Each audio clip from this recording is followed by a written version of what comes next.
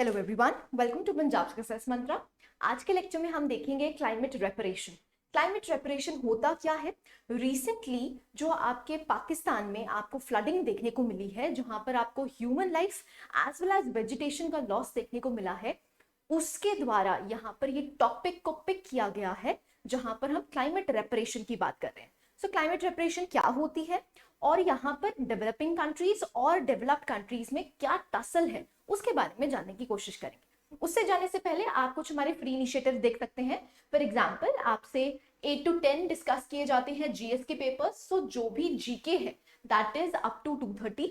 5 PM आपसे discuss किया जाता है English, current affairs issues for PCS at 6 PM, 10 MCQ revision at 9।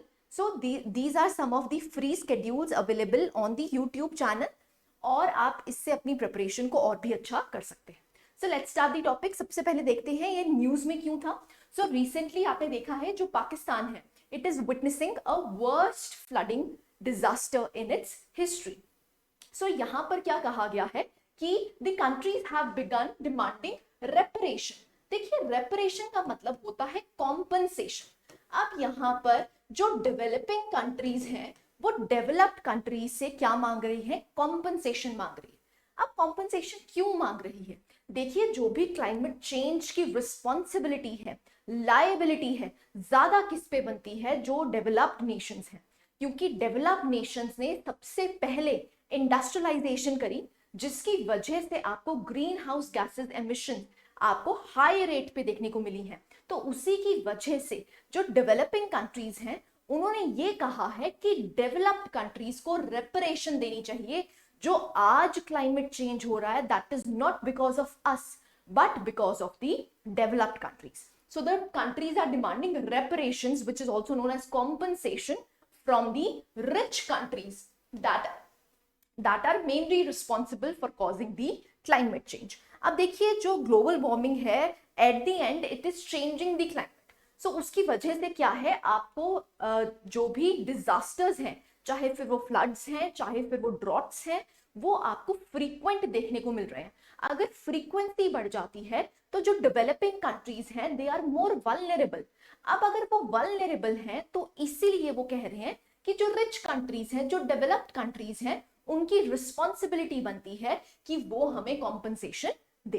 Right. अब Pakistan being a developing country, अब पाकिस्तान में आपको देखा पता है कि इकोनॉमिक क्राइसिस भी चल रहे हैं, पॉलिटिकल इंस्टेबिलिटी भी है, तो इसकी वजह से उनको ये चीज हैंडल करना बहुत ज्यादा मुश्किल हो जाएगा। दैट इज वाई अब जो डेवलपिंग कंट्रीज हैं, जो पुअर कंट्रीज हैं, they are demanding from the rich countries. Right. So this is known as climate reparation. So again हम यहाँ पर डेफिनेशन देख सकते हैं। Climate reparation refers to a call for money to be paid by the developed countries to the developing countries। अब देखिए, अगर हमें क्लाइमेट चेंज को मिटिगेट करना है, अडेप्ट करना है, उसके लिए सबसे इंपॉर्टेंट क्या हो जाती है? Funding. Until and unless funding नहीं है, आपको यहाँ पर पैसा प्रोवाइड नहीं किया गया है, तब तक आप ग्रीनर टेक्नोलॉजीज को अडॉप्ट नहीं कर पाएंगे। जब तक आप ग्रीनर टेक्नोलॉजीज को अडॉप्ट नहीं कर पाएंगे तो उसकी वजह से क्या होगा, आप जीएचजी एमिशंस कम नहीं कर सकते हैं।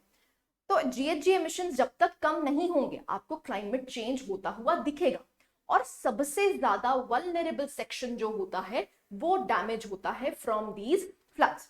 On the other hand, contribute सबसे ज्यादा कौन करते हैं? The rich people, the rich countries, उन्होंने सबसे ज्यादा कंट्रीब्यूट किया है, लेकिन डैमेज किसको हो रहा है? The vulnerable section of the society. So यहां पर क्लाइमेट रेपरेशन की बात की गई है। Right. So who is responsible for the climate change? So अगर हम यहाँ पर बात करते हैं सबसे पहले हिस्टोरिकल एमिशंस की। देखिए, हिस्टोरिकल एमिशंस जहां पर भी आपको इंडस्ट्रियलाइजेशन सबसे पहले देखने को मिली है, वहां पर डेवलप्ड कंट्रीज जो डेवलपिंग कंट्रीज थी वो अब डेवलप्ड हो चुकी हैं। उन्होंने इंडस्ट्रियलाइजेशन करके बहुत से जीएचजी एमिशंस को कंट्रीब्यूट किया है, जिसकी वजह से अब हम क्या मांग रहे हैं उनसे? रेपरेशंस। राइट। सो आप देख सकते हैं यहां पर हम कौन सा प्रिंसिपल लगा सकते हैं? The polluter pays principle. देखिए, द पल्यूटर पेज प्रिंसिपल का मतलब क्या होता है? जिसने गंदगी फैलाई है वो ही समेटेगा। तो यहाँ पर जो रिस्पॉन्सिबल है पोल्यूशन के लिए, आज के क्लाइमेट चेंज के लिए, उसकी ज्यादा रिस्पॉन्सिबिलिटी बन जाती है क्या करना, उस क्लाइमेट को ठीक करना। अब क्योंकि डेवलपिंग कंट्रीज के पास इतने रिसोर्सेज नहीं है कि वो खुद अपना जो क्लाइमेट चेंज है उसको ठीक कर पाए या फिर ग्लोबल ग्रीन हाउस गैसेस की जो इमिशन है उसको रिड्यूस कर पाए, तो यहाँ पर रिस्पॉन्सिबिलिटी किसकी बनती है, डेवलप्ड कंट्रीज की रिस्पॉन्सिबिलिटी बनती है कि वो हमें मदद करें, राइट। सो ये जो पोल्यूटर पेज प्रिंसिपल है वो यही है, that the polluter is liable for paying not just for the cost of remedial action but also for compensating the victims. अब जो इसके विक्टिम्स हैं उनको कॉम्पनसेट करना भी उनकी रिस्पॉन्सिबिलिटी बन जाती है। अगर हम यूएसए, ईयू, यूके की बात करते हैं, they all account over 50% of all emissions. अब आप देख सकते हैं यहाँ पर 50% सारे एमिशंस कहां से आ रहे हैं, डेवलप्ड कंट्रीज से आ रहे हैं।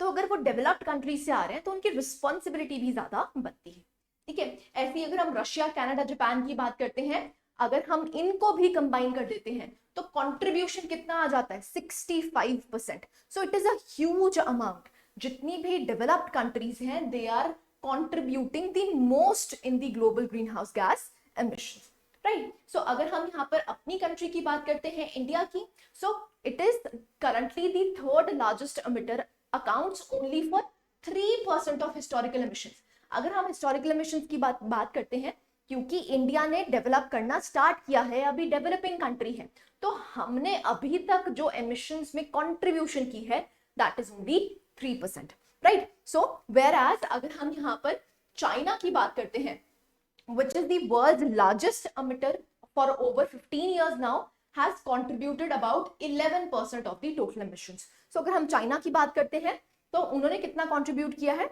that is around 11%, राइट। सो अगर हम यहाँ पर ग्लोबल इंपैक्ट की बात करें, देखिए क्लाइमेट चेंज एक ऐसा चेंज है जो कि ग्लोबली इफेक्ट करता है, तो यहाँ पर जो भी एक्शंस चाहिए, चाहे फिर वो आपकी कॉप्स हो, जितनी भी, जैसे रिसेंटली कॉप 26 हुई थी, अब कॉप 27 होने वाली है इजिप्ट में, तो यहाँ पर क्या है, सारे वर्ल्ड की ग्लोबली रिस्पॉन्सिबिलिटी बनती है क्लाइमेट चेंज को मिटिगेट करने में, राइट। सो ग्लोबल इंपैक्ट है इसका, जो क्लाइमेट चेंज का इंपैक्ट है, आप सबसे ज्यादा वल्नरेबल स्टेट्स कौन सी हो जाएंगी, दी डेवलपिंग स्टेट्स। सो इसीलिए यहाँ पर आपको ग्लोबल इंपैक्ट होता हुआ दिखता है।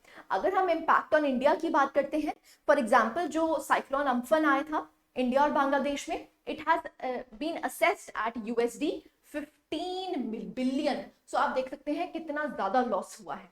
अगर हम पाकिस्तान के फ्लड्स देखते हैं तो वहां का एक पोर्शन इतना ज्यादा फ्लडेड हो चुका है कि वहां की जो वेजिटेशन है वो बिल्कुल खराब हो चुकी है, रादर एक वहां पर कह सकते हैं नेचुरल लेक बन चुकी है। अगर नेचुरल लेक बन चुकी है तो इसका मतलब है जहां पर एक्चुअली में खेती बाड़ी होती थी वो अब नहीं होगी। So at the end the people will suffer, right. So आप देख सकते हैं कि इंपैक्ट जो है वो सबसे ज्यादा कहां पर आपको देखने को मिलेगा, in the developing nations, right. What did the international convention say about climate responsibility? अब देखिए बहुत सारे इंटरनेशनल कन्वेंशंस हैं जो क्लाइमेट रेपरेशन या फिर क्लाइमेट रिस्पॉन्सिबिलिटी के बारे में बात करते हैं। सो अगर हम UNFCCC की बात करते हैं, जो कि 1994 में एक इंटरनेशनल अग्रीमेंट हुआ था that lays down the broad principles of global effort to fight climate change. So इन्होंने एक्सप्लिसिटली यहाँ पर एक्नॉलेज किया था the differentiated responsibility of nations. हम कितने लेक्चर्स कर चुके हैं जहां पर मैंने आपको एक्सप्लेन किया था CBDR, common but differentiated responsibilities.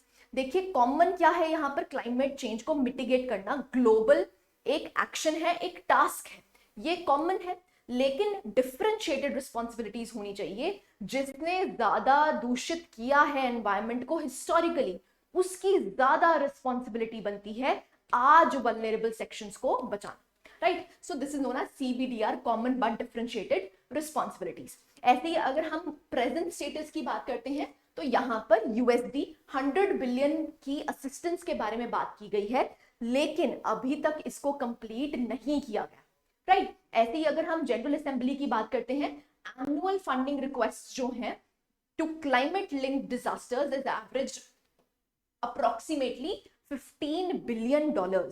सो आप देख सकते हैं कि जो डिमांड है, एनुअल फंडिंग की जरूरत है, जिससे जो डेवलपिंग कंट्रीज हैं वो क्लाइमेट चेंज को मिटिगेट कर सकती हैं। तो अगर हम उनका डेटा देखते हैं that is approximately $15 billion, right.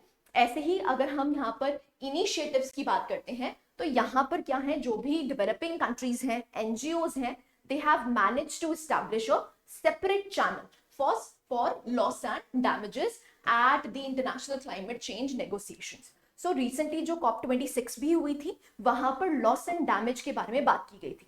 देखिए, जो भी लॉस होता है क्लाइमेट चेंज की वजह से, तो यहाँ पर जो डेवलपिंग नेशंस हैं, they are saying to the developed nations that you have to contribute to our weakness, right? जो भी victims हैं, जो क्लाइमेट चेंज के विक्टिम्स हैं, यहां पर आपकी रिस्पॉन्सिबिलिटी बनती है उनको मदद करना, right? So therefore the वार्सो international mechanism for loss and damage was set up in 2013, was the first formal acknowledgement of the need to compensate the developing countries. So यहाँ पर सबसे पहले बात की गई थी।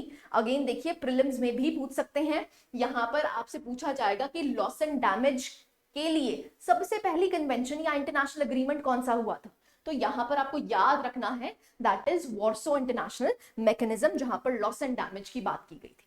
ठीक है जी, आई होप यहाँ तक क्लैरिटी है। So this was all about climate reparation. Climate reparation क्या होता है, न्यूज में क्यों था, और कुछ ऐसे इनिशिएटिव्स जहां पर हम पॉल्यूटर पेयर्स प्रिंसिपल जैसे हमने पढ़ा, वैसे ही हमने वार्सो इंटरनेशनल पढ़ा। तो ये जो चीजें हैं आपको याद रखनी है। और क्लाइमेट रेपरेशन पे क्वेश्चन आप सोच सकते हैं कि जो आपका एनवायरमेंट सेक्शन है वहां पर आपसे पूछेंगे ही पूछेंगे। सो यहाँ पर क्लाइमेट रेपरेशन एक इंपॉर्टेंट टॉपिक बन जाता है, right? So this was all about this topic. I hope you like the lecture. Thank you very much.